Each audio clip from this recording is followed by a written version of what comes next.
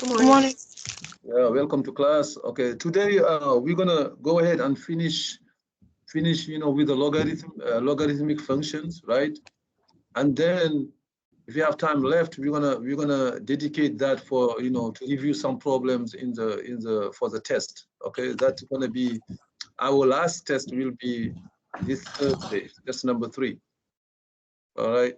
So last time we met, we saw the exponential functions. Okay, last time we met exponential functions, and we also saw exponential equations, how to solve some of them. Okay, obviously in Math 083, we do not solve complicated exponential equations. We basically solve the basic ones. All right, so we did some examples. So today we're going to introduce what we call the logarithmic functions. Okay, so and that's going to be our last section, I think. So logarithmic function is it like 5 point something, 5.4 maybe?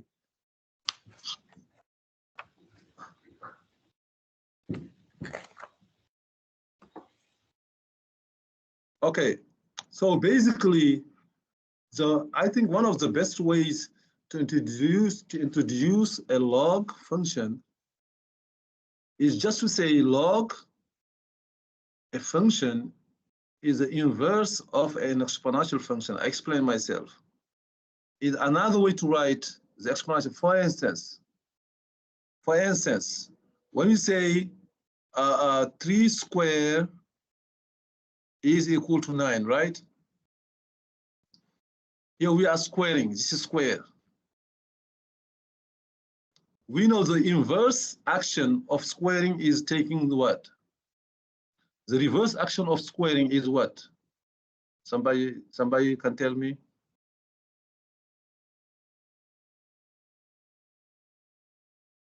Square root. Square root, thank you very much, right? So we know another way to write the same statement is to say square root of 9 is equal to 3, right?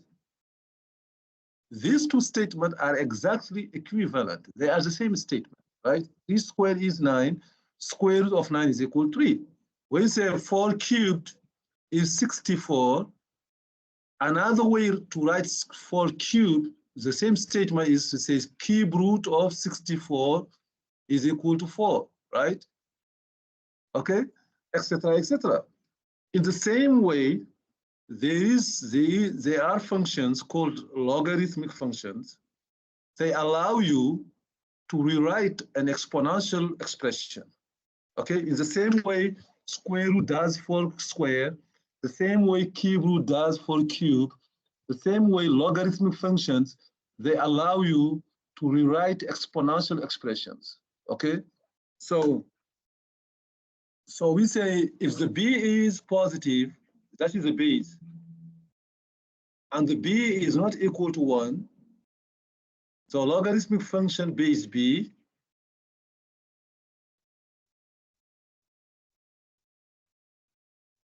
the logarithmic function base b is defined as this, right? When you say this, when you say b to the x power is equal to y, that is exponential form, right? B raised to the x power is equal to y, right? What's going to be the logarithmic form? This is exponential form. What is the log form? The log form is log base b. You see, that is the base. We put here the base b. Of what? Of y. Now the y is going to be the input, is equal to x. X is going to be the output. Okay? That is the reverse way. That is a reverse way to write the same thing. The reverse way to write the same thing. As you can see here, the value of the log is always an exponent. So we can say log is another tool to write exponents, right? So this is an exponent.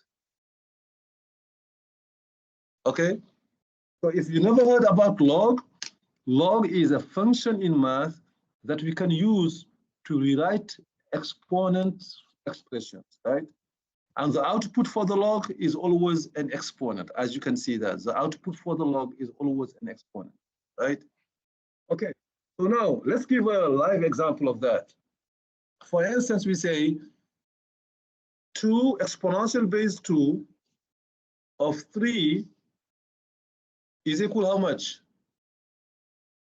Is it 8, right? Is 8. Okay, how can we write the log form of this? It's going to be log. What is the base here?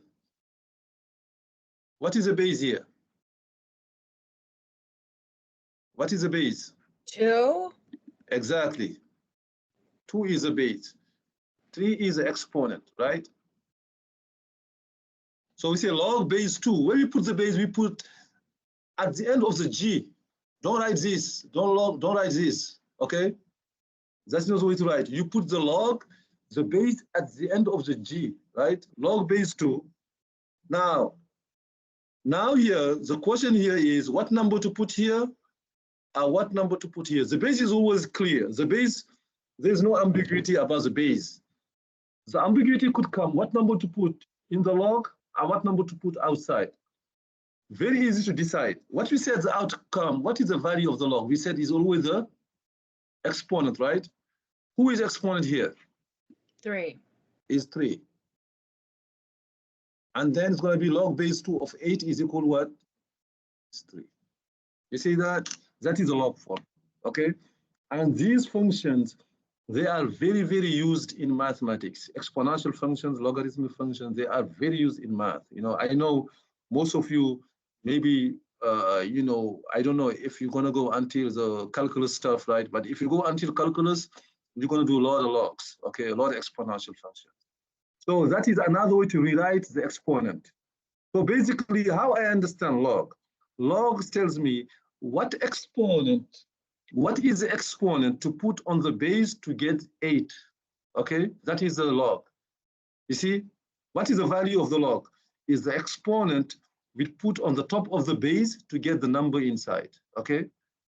That is the value of the log. So now today we're gonna learn how to write from exponential term to the log form, from exponential form to the log form, and the vice versa, from log form to exponential form. This is what you're going to learn today.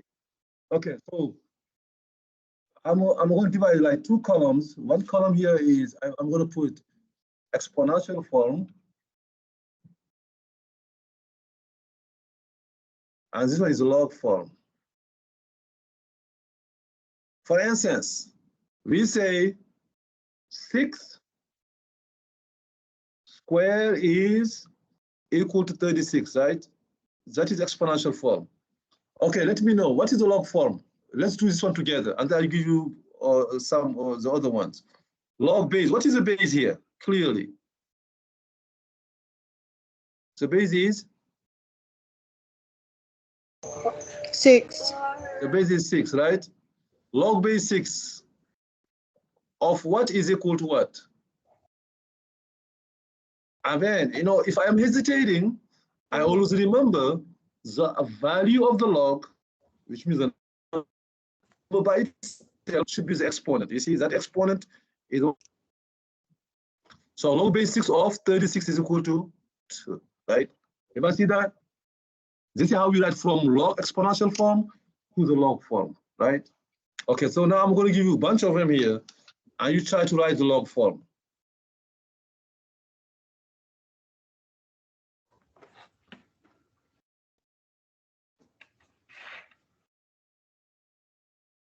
What is the log form?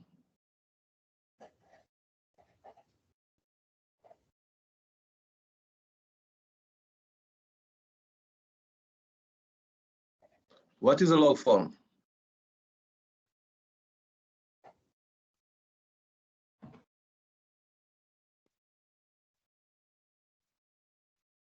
Can I take a stab at it?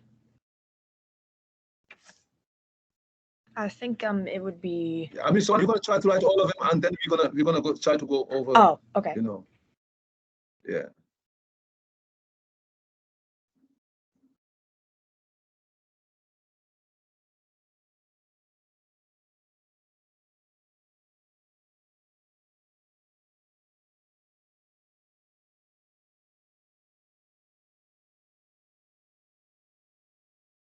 Okay, so you have 4 examples. Try to write the log form for each one of them. Okay.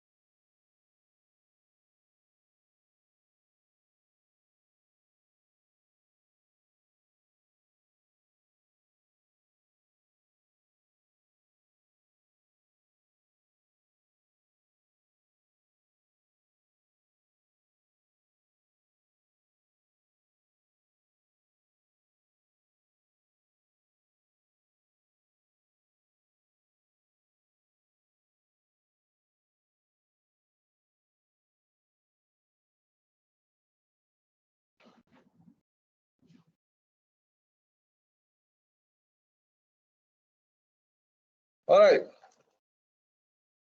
Okay, so I think by now everybody did figure out. So okay, go ahead, Natalie. So you're gonna do the first one, right? I mean, who said we're gonna do the first one? Who was that? It's not Natalie, obviously. Oh, it was me. Okay, so okay, Katie, can you please go ahead and do the first one? Okay, so I believe the first number at the bottom of the log would then be 10. That's the base, yeah. The base, yes, and the second number would be 0.001. Yeah, log base 10 of 0.001 equal to what? That would be equal to -3. Exactly. The outcome of the log, the value of the log, the number that is on the other side will be always the exponent. That is the best way to remember that. The best way to remember that is to say the value of the log will always be the exponent, right? Okay, somebody else, can you give me the next one? Log base what? I'll do it. Go ahead, please. Log 5 Where I put the 5? below. Log base 5 of what? 1/25. 1/25 exactly equal to what? -2. Equal to -2. You see? So wait, why did you put that one in parentheses? Yeah, I mean, so just to make sure, you know, this is read 1/25 as a single number, because log is a function, you know, just by extra precaution. But, you know, if you don't put no parentheses, okay also. Yeah, in this case. Okay, so basically, when you apply a function into a number that is a fraction, you make sure that everybody who read it understands that the log base 5 as a function was applied to the whole fraction. So there's no ambiguity, you know, if not applied only to the numerator or only to the denominator, but the whole thing as a number. All right, that's the only. If you don't put it also, is okay in this case. Yeah. The next one is log base what? What is a base? 7. Log base 7, yep, of 3,650. is equal to 5. 5x, right? Yes. There's an x with it. You see here, somebody asked you actually to find the value of x. The only way you're going to do it is to write the log form. Everybody see that? The only way you could do it, if you want to get the x below, if you want to get the x, you know, not to be an exponent, this is an equation that is very hard in math. This is not a trivial equation. Just putting the 7th root or cube root doesn't work. You have to introduce the log, because I wanted the 5x, I wanted the x not to be an exponent in order for me to solve it. And the only way the x ceases to become an exponent is when you introduce log. Okay, just to tell you, if you do the next class 163, you're going to see equations like that. How you're going to solve them. All right. Okay, now the last one here is log base what? Obviously the base is 60.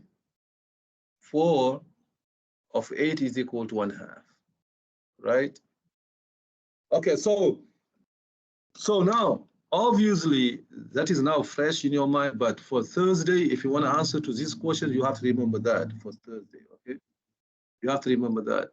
So now what you're going to do now, we're going to do the other way around now. We're going to write some logs, and then we're going to try to find the exponential form, right? Okay, so now we do, that is log form,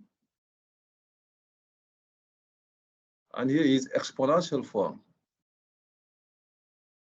Okay, so somebody, can we figure out exactly, do we know exactly how much is log base 2 of 16? Do we know that, how much exactly? Can somebody tell me the value of that, if you know it?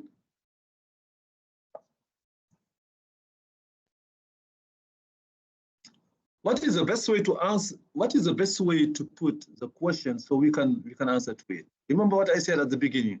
The log was what? Log was in you see that? Log was in an exponent, right?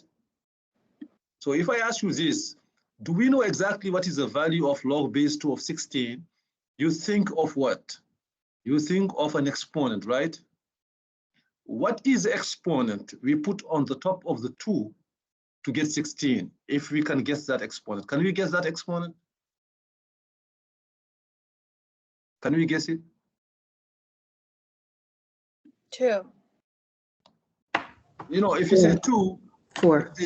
it's 4. Thank you very much. 2 to the Just second kidding. power is only 4, right? But 2 to the first power is how much? It's 16, right? Okay, so here, that value is 4. We will not ask you to find the value of the log. I'm just explaining what log is. Log is an exponent. If you say what is log base 2 of 16, is we are asking what is the exponent we should put for 2 to get 16. That is 4, right?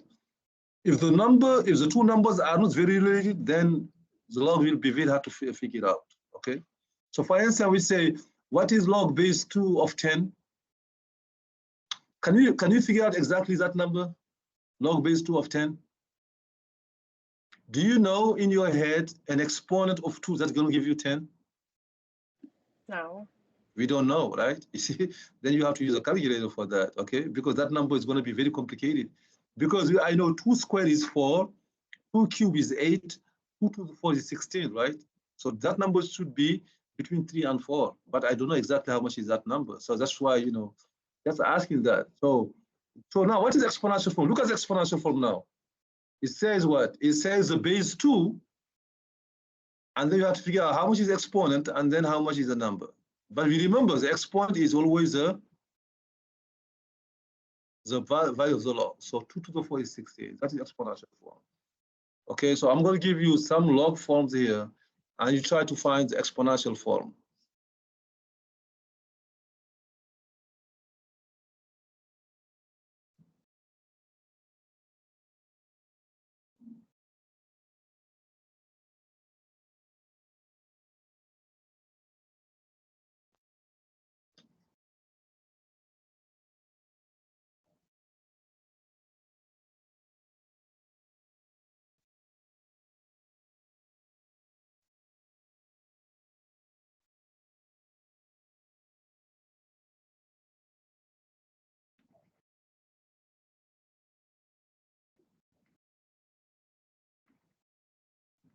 Okay, for each one of them, please, can you write the exponential form for each one of these?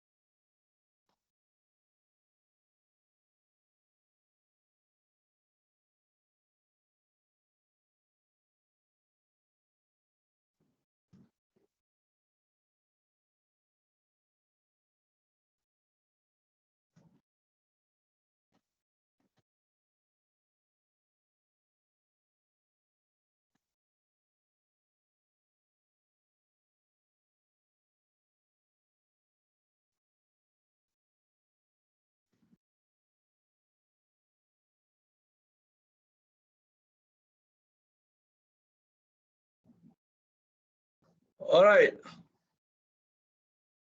Now, what is the log form? Okay, so the first one, what is the exponential form of the first one? What is the base here?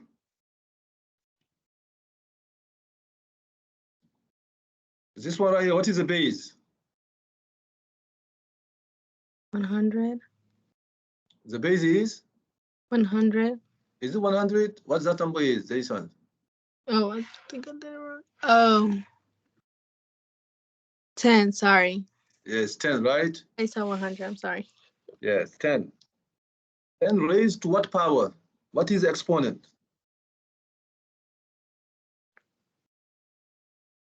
The power will be? 5. 5. This is going to be 10 raised to the 5th power is equal to what? 100,000. Okay? So that is how we write from log form to exponential form. The next one right here, it is, the base obviously is what? Base 3, right? What's going to be the exponent again? The exponent is like this. 3 to the 5th is equal to x. You see, again, same thing. If you were looking for the value of x, if you were solving for x, this is it, right? The fact we write from log form to exponential form gives you the value of x if you were solving the equation like that, right? So log functions need exponential functions. Exponential functions need log functions, especially when we're dealing with equations, right? Okay, the last one now. What is the base? Oh, I'll do this one. I was confused with it. Yes, the last one you said. Okay, so the last one, the base is 7. Uh-huh. The exponent -2 Uh-huh. equals 1/49. That's it. But that's not true. It is true. I hope. Is it? Yeah, look, I mean, this is a good question. So 7 to the negative. remember, negative exponents does not make the number become negative. Okay? Right. Actually. But we said if you want to, you see, that is 7 over 1, right? To the -2 power. If you want to make it become positive, you flip the fraction, right? You say 1 over 7 to the 2nd power, right? Okay, which is 1 square over 7 square, which is 1 over 49, right? I must have been absent that day. No, we haven't done a section dedicated to the exponent because we do that in 082. This transforming a negative exponent into a positive exponent is supposed to be known this way, right? Okay, so we didn't dedicate a whole section to that. We did not. We take it as something known. Okay, for instance, something. Yeah, I mean, you know, I did the same section with my 082 class. And we spent like a whole class with that. So if you have, for instance, somebody asks you what is 3 over 5 to the -4th power. If you -4 bothers you, right? And you know, obviously we don't like negative exponents too much. One way to get rid of it is to flip the fraction. When you flip the fraction, you make it positive, right? Okay. Yes, you see. And by definition, the negative exponent is like this. If you say a to the -m power, if you want to make it become positive, we want 1 over a to the m power. That is a formula that works every time. If you want to make a negative exponent become positive exponent, you write it this way. You bring it to the denominator. All right. So this is basically the closure of just that section about logarithmic function. There is much more to do, but in O83, we stop right here. We stop for logarithmic functions. We stop how to write from exponential form to logarithmic form, from log form to exponential form. Okay, so if you have a calculator, we have only 2 logs in our calculator, only 2 logs. We don't have all the logs in our calculator, only 2 of them. So let me show you the logs you have in your calculator. So if I calc right here, we have only 2 logs. You see that log right here? That is log base 10. That log, log in your calculator, that is log base 10. The base is 10. Okay? So for instance, if I want to know what is log base 10 of 1,000, I mean 10,000 or 100,000 like this, if the log base 10 is going to be 5. You see? Exactly what you said. So that log right here is ln. That is the 2 logs you have in your calculator mostly. This is log base e.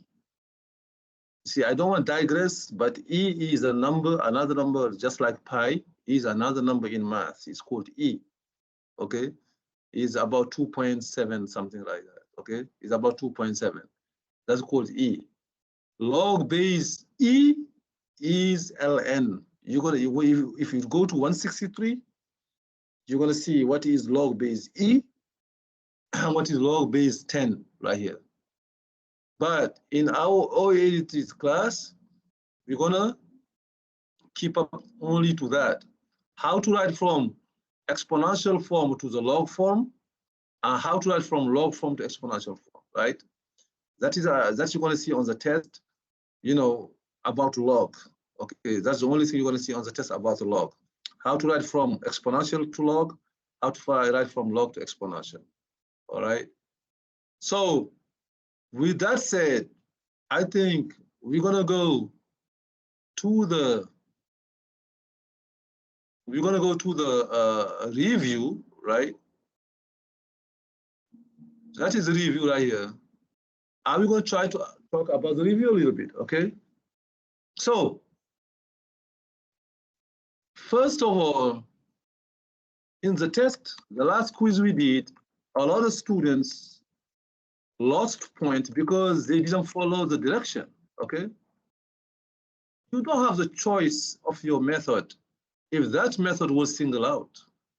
If a method is singled out, you don't have the choice anymore, right? What do you say here? Use the square root property. You don't have the choice, right? But to use the square root property if you want to get the grade. Okay? If you choose another method, then I will not give you the grade because we ask that for a reason. We wanna know if the students know how to do each method, right? Please, for this test, for this upcoming test, please try to follow the direction to avoid losing points, right? I hate to see people losing points because maybe you know how to do it, maybe, right? If you know how to do it, then you have to follow the direction. Okay, so use the square root property.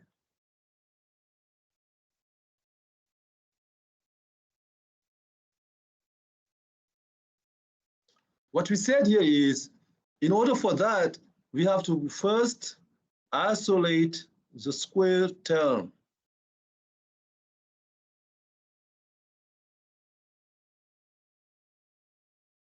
Okay, and here, you see, the easiest way to isolate this one to get this one by itself is to do what? Subtract what? 20 from both Subtract sides. 20. So we get x plus 5 all squared is equal to negative 16. That's the first step. And then second step, what you do after that, apply squares on both sides. Okay? When we do that, we do not forget what? Like some people will forget about it, but don't forget the plus or minus, right? So we put square root okay? You put square root, and then you put plus or minus, right? So you get x plus 5 is equal to plus or minus square root of negative 16. Is that my final answer? Or can we, every time we have a negative number, we have a negative inside the square root, what's going to come out? The I. The I. And 16 happens to be a nice number. It's going to be plus 4 or minus 4i, right? I don't leave it with a negative number inside the square root, never. And then what is the very last step? To get x by itself. Subtract the 5. Subtract the 5. Now you get x equal negative 5 plus or minus 4i, right? Again, I repeat again, please follow the direction of the test. I even put an announcement. I have put an announcement on Brightspace about that, because when I was grading the quiz, a lot of the students did not follow the direction. Not one, not two, a lot of them. So solve by completing the square, right? Solve by completing the square. Again, we're going to solve one of the questions, and the other one you're going to do it at your, at your own. So completing the square right here. Okay. Solve by completing the square. Again, that is a method I have to use, right? So basically, I want to have a square equals something. That's what I want to have, you see? When I complete the square, I want to have something like that, okay? So at first, we add 3 on both sides. So we get x squared minus 10x equal 3. And then comes, okay, now I need to add the right number to make it a perfect square. Now, some of you remember that number? What is the right number to add to make it a perfect square? Do you remember? It's half of 10. Is Yes, it half 10 of or 10, and negative? then? And then the square root of that. I mean, not square root, Just the square, right? yeah. So half of 10 is 5. You see, we divide by 2, which is 5, and we square it, which is going to be 25, right? That's 25 we added here to make it a perfect square, okay? And once you add it on the left side, you have also added on the right side, right? So this way, you get x minus 5, which is a half of negative 10, equal to 28. You see? And that's what we wanted, right? Obviously, on the test, don't forget how we get that number, okay? On the test, do not forget how the 25, how the 25 came out, okay? And now we get something that is similar to the previous problem. Now we're gonna do square root plus or minus, so we get x minus 5 equal to plus or minus square root of 28. Okay, 28 is not an exact, is not an exact square, right? It's not an exact square, perfect square. So I don't have to, to care about it. Okay. So you And don't yes, go ahead. out? Even if there is a square, you don't pull that out? Yeah, you could, but here's a, you could do it if, especially if this was asked for you to do. If it's not asked for you to do, now you could do it, or if you don't do it, it's okay. Okay. Yeah, if it was asked like in test number 2, you were given radicals and we say simplify the radical, right? That is asked for you to do. If you are not compelled to simplify, you don't have to simplify. All right, so we just add 5, so we get x equal 5 plus or minus root of 28. So now, what is the main step for the completing the square method? The main step for this method is this: how to add the right number. That is the main step. How to add the right number. Okay, that's the second the second stuff. So now, the next one is obviously the quadratic formula, right? That's the next one. So I just will give you like a generic problem, right? Just a regular problem, okay? So like this one right here, something like that. No, it's not this one. Where is it? Where's the quadratic formula?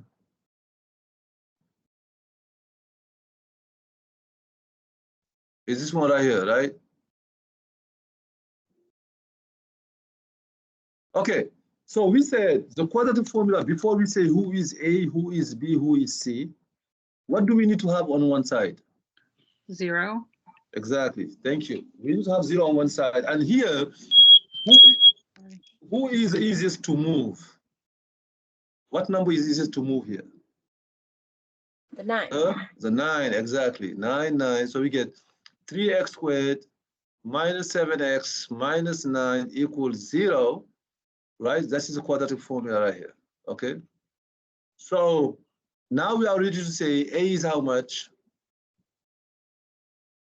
A is 3, B is how much? 7. Negative 7, don't forget the negative is it, right? And C is how much?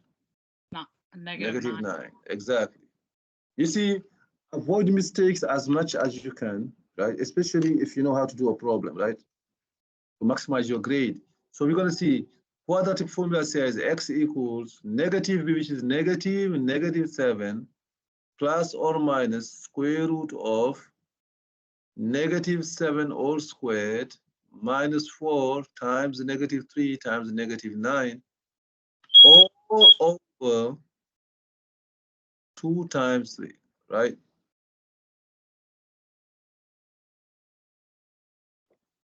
Write this correctly, you already get you already get partial credit for that. If you write it correctly, you already get the partial credit for that because your numbers are right. Now you avoid mistakes. You do this is 7 here, and then I go inside the square root. I see this is 49, right? This is 49, and the 2 minuses, they become a plus. Plus what? 12 times 9 is 108. It's like 49 plus 108, which is 157. All over, you see, you have to do all over 6, okay?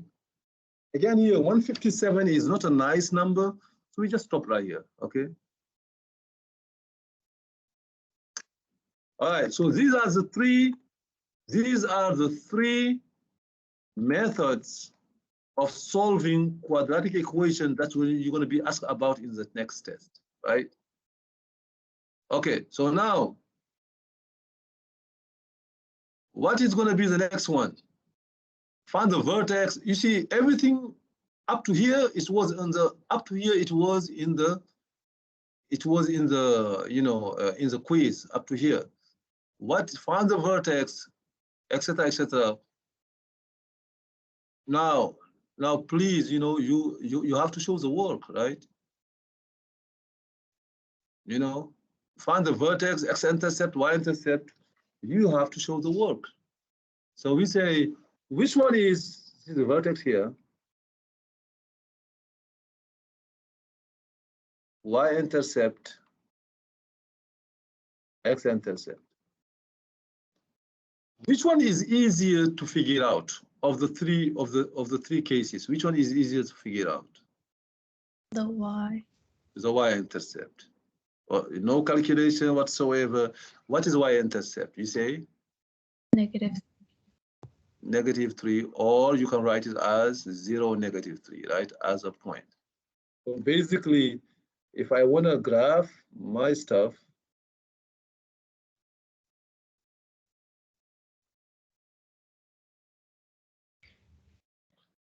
one, two, three, this is y-intercept. Okay. Now the vertex. Remember the vertex, we start by what quantity we start with. The vertex is a point, right? That is the vertex, is an H and the K, right? Is an H here and the K here, okay?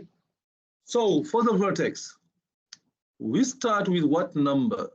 So to find the H, do you remember the formula to find the H? Isn't it Like b over 2a or something? Or Yeah, something like that. Yeah, is negative b over 2a, right?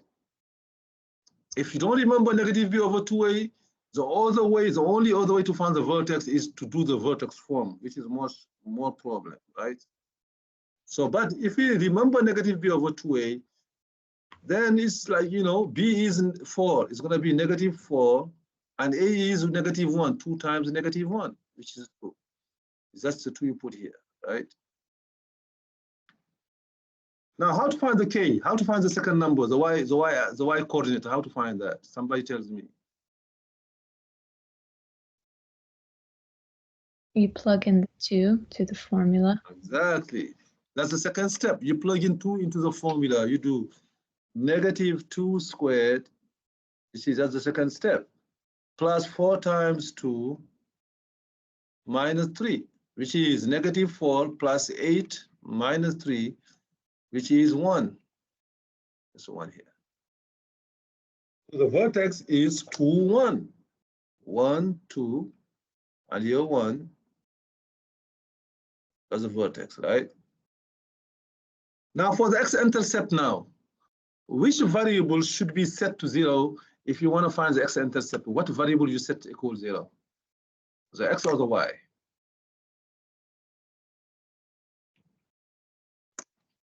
Oh, what? The x. You said No, for the x-intercept, what is the variable we set to 0? We say x-intercept. What variable is 0? The y, right? You see, when you say y-intercept, when we say y-intercept, what variable we set to 0? Why we get here negative 3? Why? Because we set 0 for x, right? See why we get, that is why we get x equal and y equal negative 3, you see? For the x-intercept is all the way around. So if we set y equals 0, then it's going to be equal to 0 right here. Then you have to solve the equation negative x squared plus 4x minus 3 equals 0. You have to solve that equation. Every time you want to find the x-intercept, you have to set your y equal to 0, right? Every time you want to find the y-intercept, you set your x equal to 0, okay? Now you're going to try to solve this. Now, we all know the method you have here. You see, completing the square, quadratic formula, the square root property. Which method you're going to think going to work the best here? Which method? You can also factor, right? You can also factor. You have the choice here. You can factor if you can, right? Or use a quadratic formula. Personally, because I have a negative sign here, I rather use just a quadratic formula, okay? Just, you know, to avoid mistakes with the factoring stuff.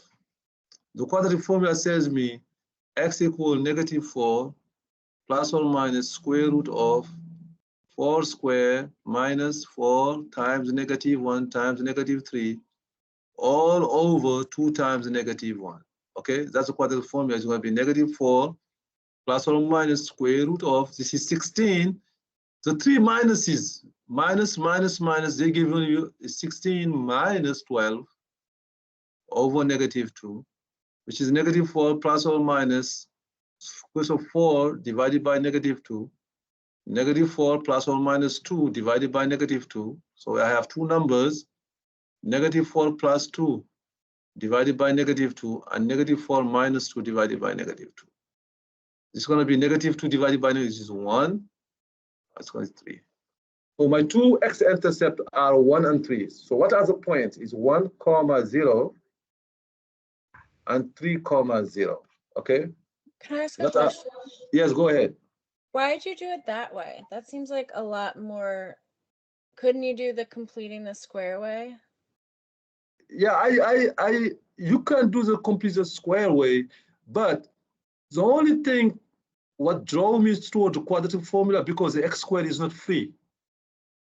I don't know how correctly people will handle that, the negative sign in front. Okay, that is a safer route. I'm writing here the safer route. Because do not underestimate if you have another number in front of the x squared. Don't underestimate that. Do not underestimate all the other methods. Completing the square, you see here, the completing the square right here, we were happy to do it. Why? What do you see in front of x squared? Only 1, right? If you have 1 in front of the x squared, that works good. If you have another number, even if it is -1 in front of the x squared, then we ask the question, how much a student will be able to handle the negative sign, right? Without doing mistakes. That is why I went straight to the quadratic formula, because the quadratic formula doesn't care. I don't think here you have a lot of steps. I prefer to write all the steps, but you know, from here, this step, I don't need to write it down. You see, this step, I didn't need to write it down. This step, I didn't need to write it down. I could go from here to here, okay? It's just me wanting to explain everything, you see. You have to show off. You don't need to do all those steps. No, I mean, when you have this, like here, when you have this, square root of 4 squared minus 4 times -1 times -3, right? And then you have -4 plus or minus this, and then this is -2. You can go ahead, you use your calculator. Your calculator gives you this exactly. Your calculator will give you this square root of 4, which is 2, right? You don't have to show these right here. You have to show the first one and then maybe the last one. If your calculator gives you the answer, plus or minus 2 or divided by -2, that's it. Okay. So what are the x-intercepts? They are 1 and 3. 1 here and 3 here. So I just connect my points, you see. That's going to be my parabola, okay? Again, come back. The y-intercept, very easy to find, is the last number. That is y-intercept right here. The x-intercept, you set it to 0 and you solve it according to the method of your choice. If it is easier to factor, you factor it out and you keep going, right? The vertex now, 2 steps for the vertex. The first step is -b over 2a to find the h, the x coordinate of the vertex.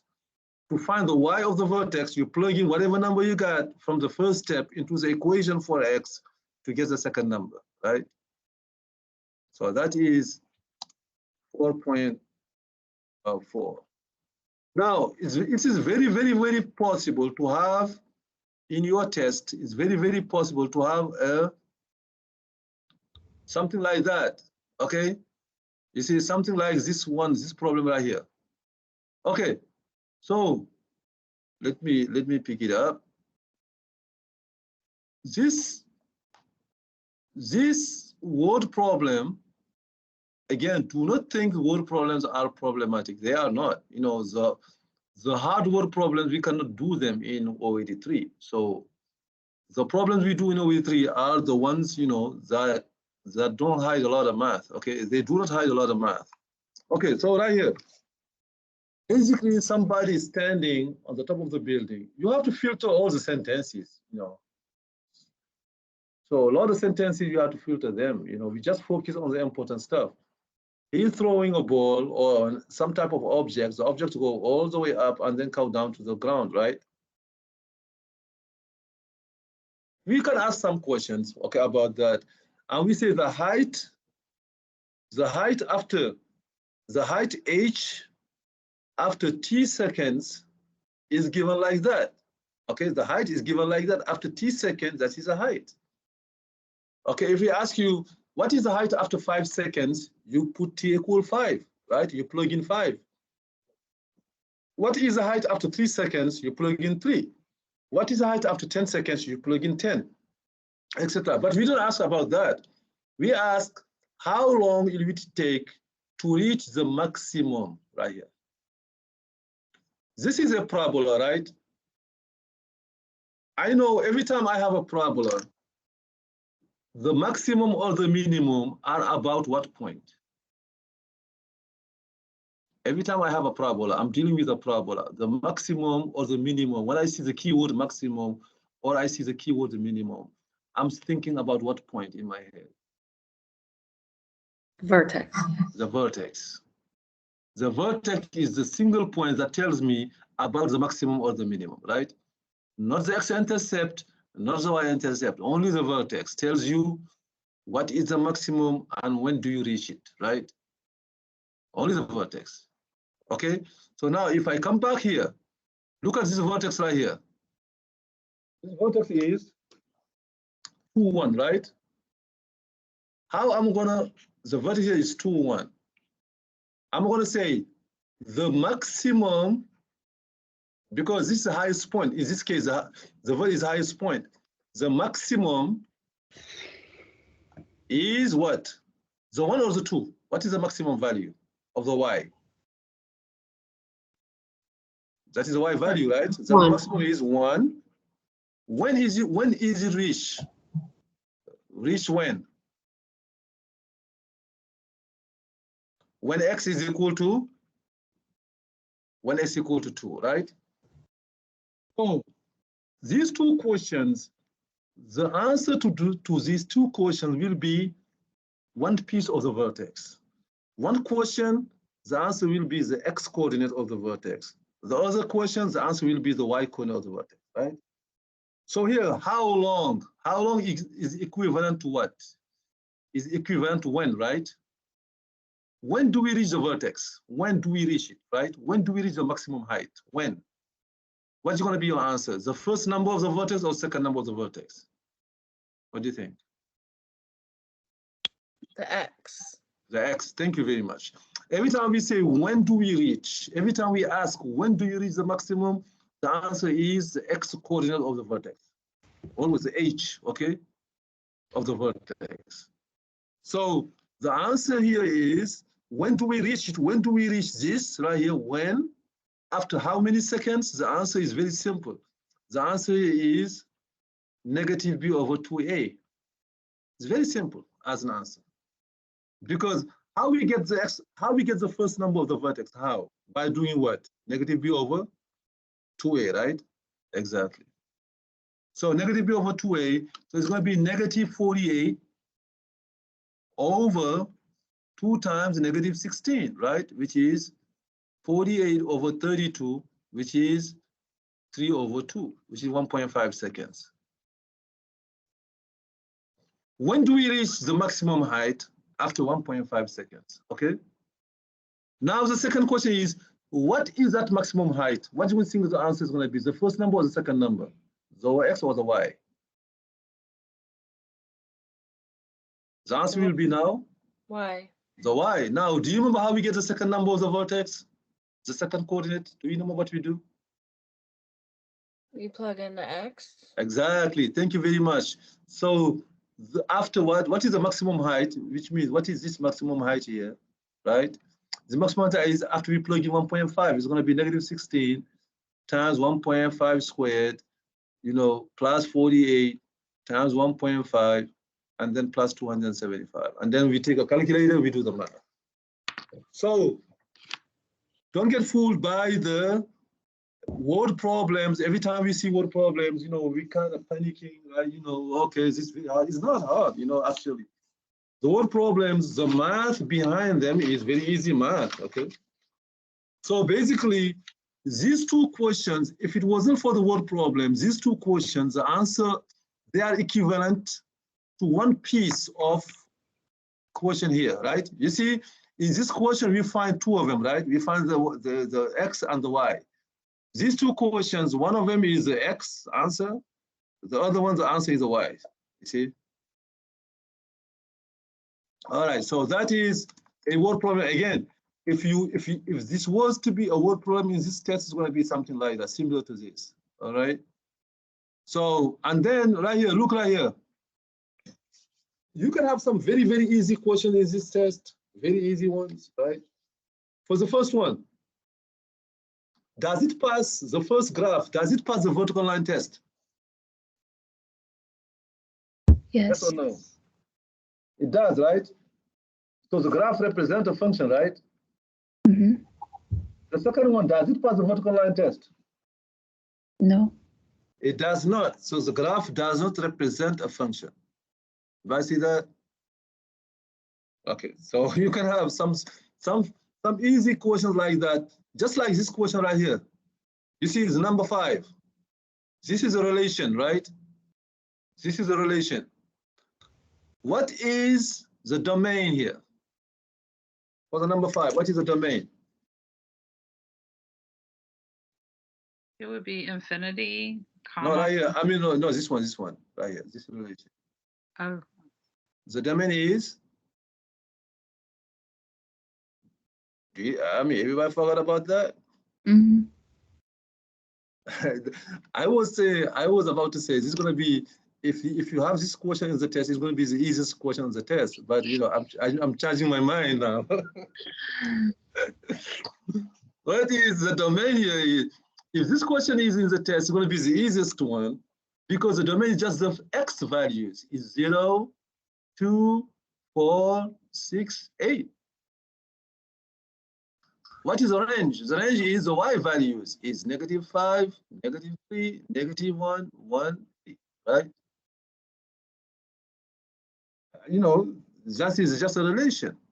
I'm not talking about the graph, okay? For the graph here, we're gonna, you know, for the graph, you know, we see how to read the domain is from left to right, you know, that is gonna be the domain from left to right. But since I have an arrow, it means there is no end to the left side, right? If there is no end to the left side, we're gonna start from what then? infinity. Negative infinity, thank you. And it's gonna be all the way to what x? What is the most right f? Most right x is? 1. 1. It's going to be negative infinity, comma 1, right? That's the domain. For the range here, it's going to be from 0 all the way to infinity, right? That's going to be the range. Okay? So range is going to be 0 all the way to infinity, right here. And the domain is negative infinity all the way to 1. Now, if somebody asks you what is f of -1, how we get f of -1 for this one right here? How you get f of -1? If you have a graph, that is -1, you draw up like this, and then you read the value here. F of negative is going to be 2 point something, right? So in case you have these in the test, just know the answer, don't overthink it. Don't overthink the answer in case you have this type of question in the test. But we were here. If you have a function like that, we ask you what is the domain, right? Okay. I have a division. This function has a denominator. In mathematics, what we don't want the denominator to be? Negative. I mean, I have something. If I have 5 over -3, does it bother me much? We don't want it to be 0. Exactly. We don't want the denominator to be 0. Every time you have a function that has a denominator, you don't want that denominator to be 0. So when you ask what is a domain, you have to say whatever is the denominator, whatever it is, cannot be 0, right?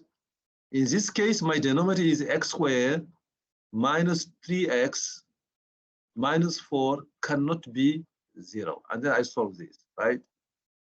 X squared minus 3x minus 4 cannot be 0, okay? This one, the expression x squared minus 3x minus 4, is it easy to factor? Can somebody come up with a factoring? How you factor this?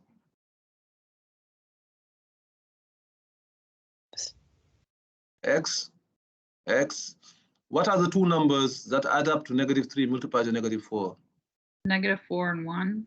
-4 and +1 cannot be 0, right?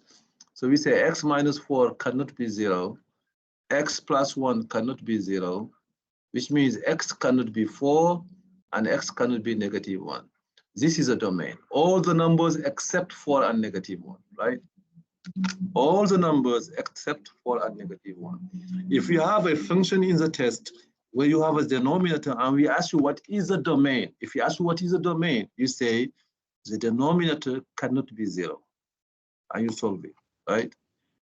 whatever it is. Obviously, I will not give you a messy denominator. I will not, right? I give a regular denominator. This is the next question right here, question number 3.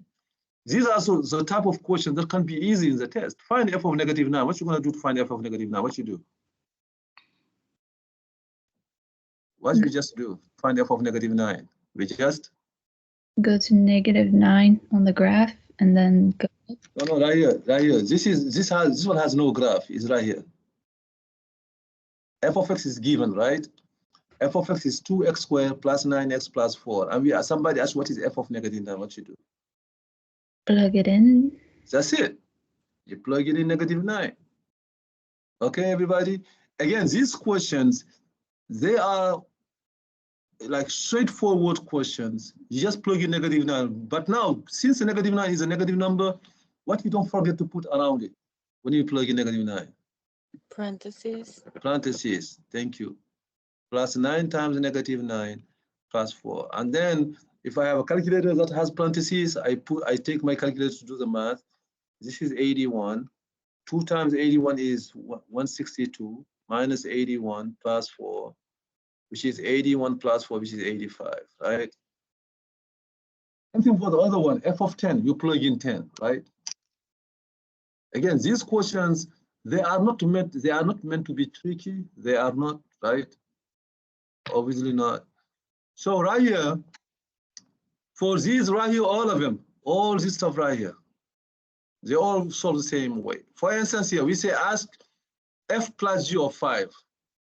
I have to conduct 2 independent actions, right? 2 actions that are independent. First, I'm gonna plug in 5 in what function first? I'm gonna find f of 5, right? At first, I do f of 5, which is -4 times 5 plus 1, which is -19. And then I do what? I do also g of 5, which is -2 times 5 plus minus 1, which is -11. Now, since you're asking me f plus g of 5, what I'm going to do to both numbers? Add them up. -19 plus -11. Please do not overdo these questions. From number 1, number 2, number 3, number 4, number 5. All these right here, you do 2 independent actions. In the number 2, when you plug in number 2, you plug in 2 in G, you put 2 here, you plug in 2 in F, and then since this is a multiplication, you're going to multiply them, right? Number 3, you plug in -1 in G, you put -1 here, you put -1 in H, you put -1 here, you do the math, right? And then you're going to subtract them, etc., etc. Don't overdo it, right? When you say don't overdo it, you mean that first one there, you leave it like that? You don't finish that equation? No, I know. When I say don't overdo it is, for instance, some students think, for instance, you're going to plug in 5 in the first number, for instance, right here. You plug in 5, okay? You plug in 5 here, and then you get -19, and then they take -19, they plug in -19 in the G, okay? They confuse that with another stuff that we haven't seen in OE 3. But okay? you don't finish that equation. No, you have to finish off for it. This is -3. Okay. Yes, obviously. You know, you have to do the math all the way, right? But please write the steps for your advantage. Why you have to write the steps right here? Why you have to write this on one hand, write this on the other hand? Why? Because we never know when you're gonna do a mistake. If you write the steps, and when I see the steps, when I grade, a mistake is just a mistake. If I don't see no steps, if the final answer is wrong, I just give a 0. Okay. You understand what I'm saying? If you write the steps, then I can see where you did a mistake. If there is a mistake, I can see it. And then obviously when we grade math, it's not about the mistakes. You can take 1 point off or 2 points off, right, etc. But if you don't write the steps necessary and your final answer is wrong, you don't get no partial credit because I don't see no steps. Okay. All right.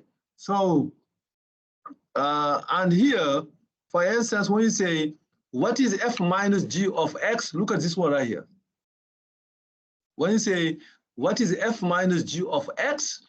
This one is even more immediate. It's f of x minus g of x. It's going to be 2x plus 4. That's f of x minus, right? Minus 4x minus 5, right? And then you do the simplification if there is any simplification to do. Okay? This is because we have x here, there is not even a number to plug in. We don't even have a particular number to plug in. We don't have that. We just do whatever. If it's f of x minus g, we just do f of x minus g of x. And we do the math. This is negative 2x plus 9, right?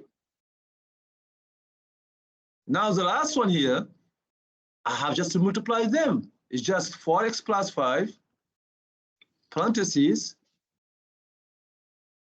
x squared plus 5x, right? Okay. In this case, you have to, you have to do this, this. All right. So for this test, a lot of questions right here. If you are calm, you take it right, right approach, you can score, you can find them because the topics are cooler than the radical stuff. Okay, even though the radical stuff test number 2 people did really good. Okay, so this one right here, all of them right here, you see all these questions, frankly, I expect everybody to be able to do them because it's just about plugging in numbers. You plug in numbers, that's it. And I know in this class, everybody knows how to plug in numbers.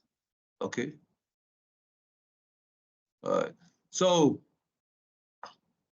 right here, obviously this one we saw it in the classroom. When you say what is f of 0, you plug in 0, right? Where are you going to plug in 0? You're going to change the 3 or the x? F of 0 right here. You're going to plug in 0 for x, right? You're going to be t to the 0 power. How much is that? 1. 1. F of 1 is 3 squared is 9.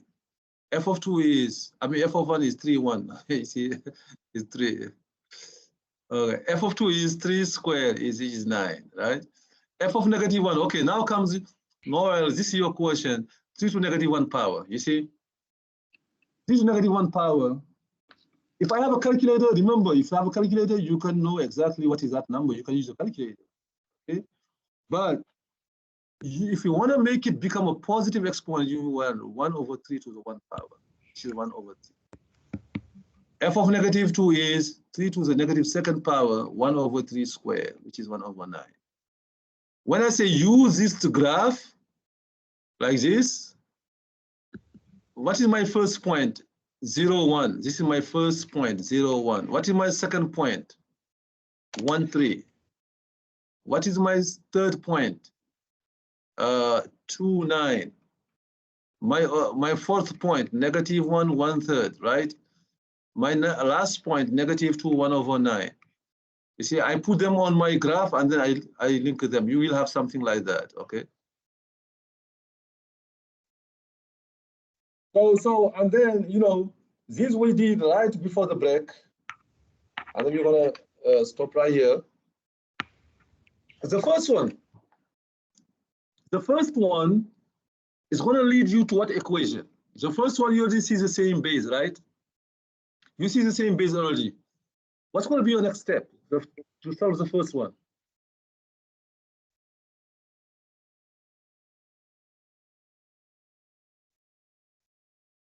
What's going to be your next step to solve? This we did that before the break, right? You're just going to take 7x minus 1 equal 2x plus 3.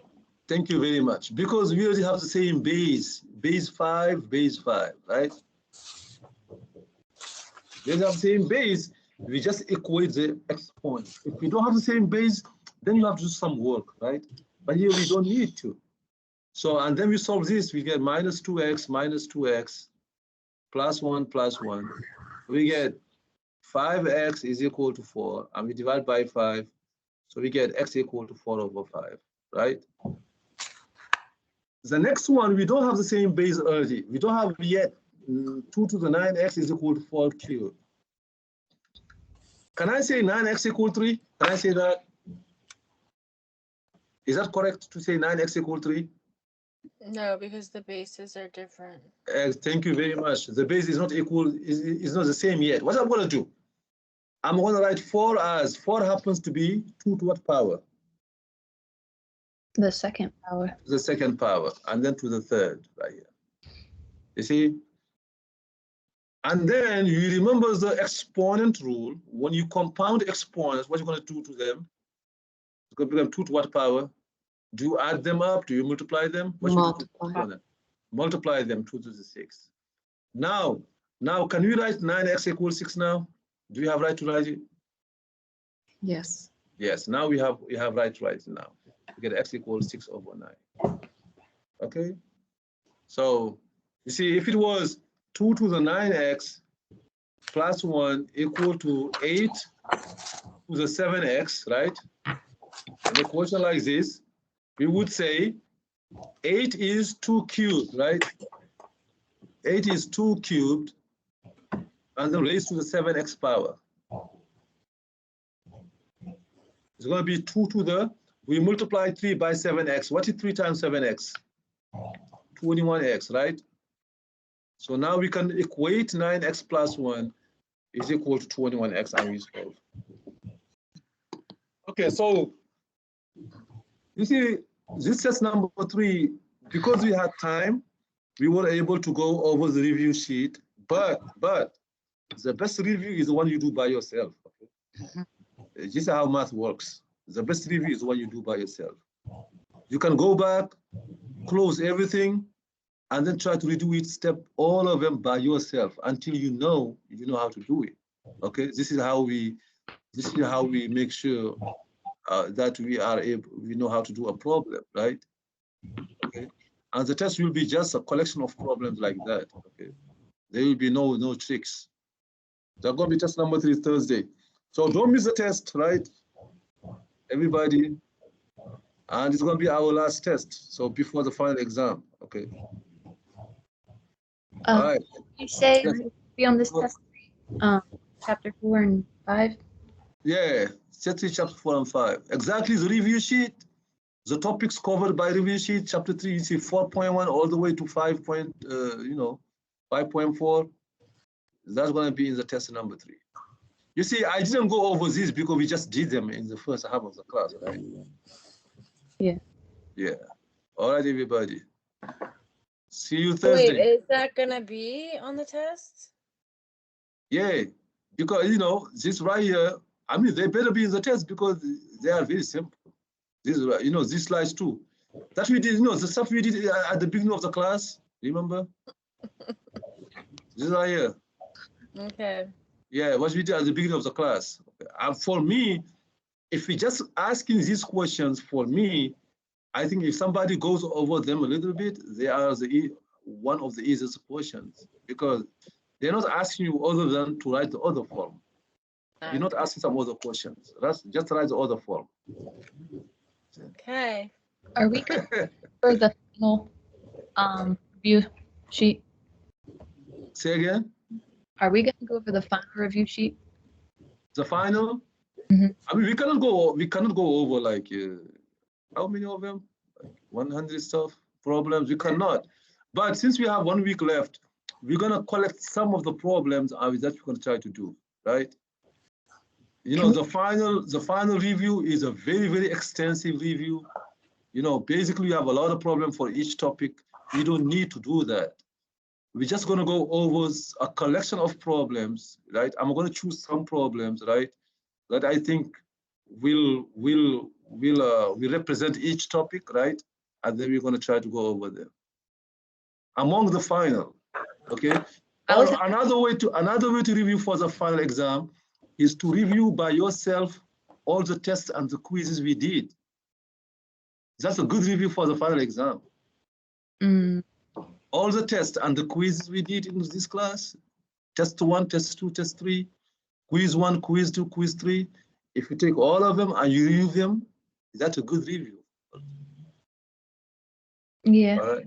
Is my math still open? Yeah, I reopened all of them. I reopened all my open math for people to review on one hand, on the other hand, to better their grades, homework grades.